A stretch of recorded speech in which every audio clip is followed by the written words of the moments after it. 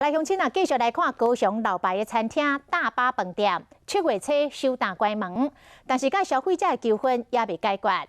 都有一个甲因订结婚桌的蒋小姐，想要来退定金，但是大巴一直共拖，佮讲到月了会重新来开幕，但是佮敲电话就敲未通咯。有袂少买参观的民众，嘛是要退钱的电话拢敲未通。虽然有上新的消息，讲确实会换新头家继续来经营。 但是旧团队这款处理的方式，已经害让新团队失去信用了。你看嘛，我们的帖子都印好，你看会不会生气啊？你根本不能毁人家的喜事嘛。帖仔拢印好啊，一件喜事拄着饭店停业，真正有够无奈。伫高雄有39年历史的台北大饭店7月初停业，当时有袂少像安尼已经订好啊，甲买餐馆的消费者，伫大门想要退款，不过2个月过去啊，这纠纷敢有解决？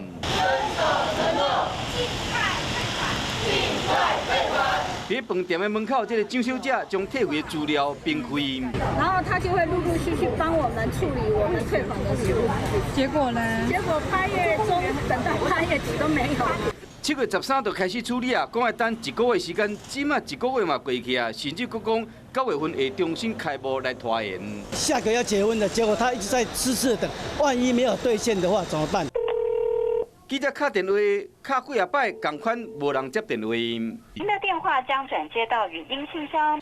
进前无通知就停业，无插因的客户，即马处理态度，搁只消极，嘛，互这个39年金字招牌，互人无法度信赖。